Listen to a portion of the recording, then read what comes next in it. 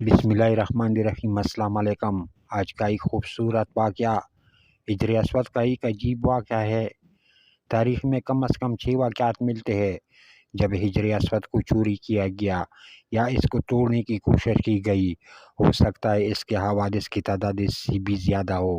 اسلامی روایات کے مطابق جب حضرت ابراہیم علیہ السلام اور ان کے بیٹے حضرت اسماعیل علیہ السلام خانہ کعبہ کی تعمیر کر رہے تھے تو حضرت جبرائیل علیہ السلام نے یہ پتھر جنت سے لا کر دیا، جیسے حضرت ابراہیم علیہ السلام نے اپنے ہاتھوں سے دیوار کعبہ میں نصب کیا۔ ذی الحجہ 317 ہجری کو بحرین کے حاکم ابو طاہر سلیمان کرامتی نے مکہ معظمہ پر قبضہ کر لیا۔ خوف و ہراس کا یہ عالم تھا کہ اس سال 317 ہجری کو حج بیت اللہ شریف نہ ہو سکا اور کوئی بھی شخص عرفات نہ جا سکا۔ انا للہ و انا الیہ راجعون۔ یہ اسلام میں پہلا موقع تھا کہ حج بیت اللہ موقوف ہو گیا۔ اسی ابو طاہر کرامتی نے ہجر اسود کو خانہ کعبہ سے نکالا اور اپنے ساتھ بحرین لے گیا۔ پھر بنو عباس کے خلیفہ مقتدر باللہ نے ابو طاہر کرامتی کے ساتھ فیصلہ کیا اور 30,000 دینار دے دیے۔ تب ہجر اسود خانہ کعبہ کو واپس کیا گیا۔ یہ واپسی 339 ہجری کو ہوئی۔ گویا کہ 22 سال تک خانہ کعبہ ہجر اسود سے خالی رہا۔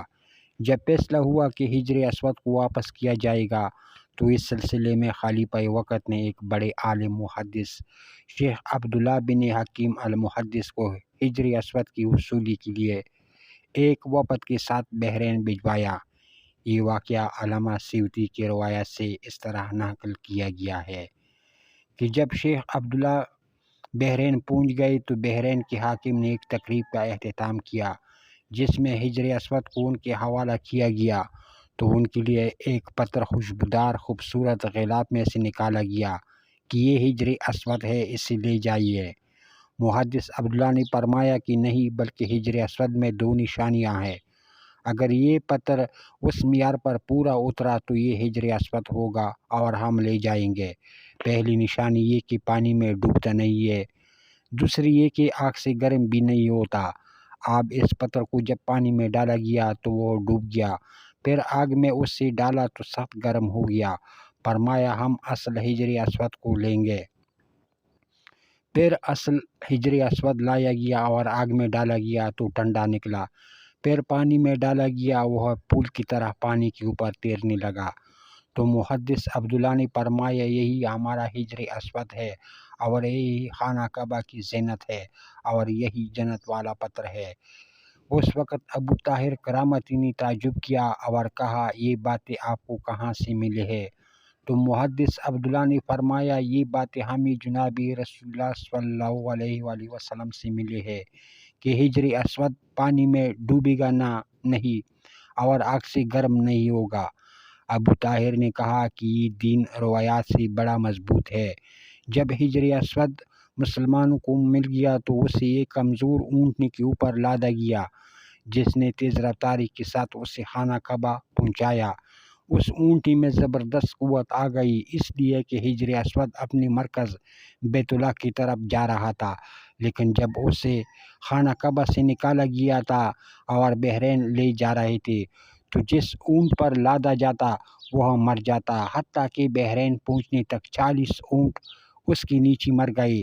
سال کے عرصے کے بعد ہجر اسود کو واپس خانہ کعبہ میں نصب کر دیا گیا۔ رسول اللہ صلی اللہ علیہ وآلہ وسلم سے واضح ہے کہ زمین میں ہجر اسود اللہ تعالیٰ کا دایاں ہے۔ روز قیامت آئے گا تو اس کے ایک زبان ہوگی، جس نے بھی اسے حق یا باطل کے ساتھ چوما اس کی گواہی دے گا۔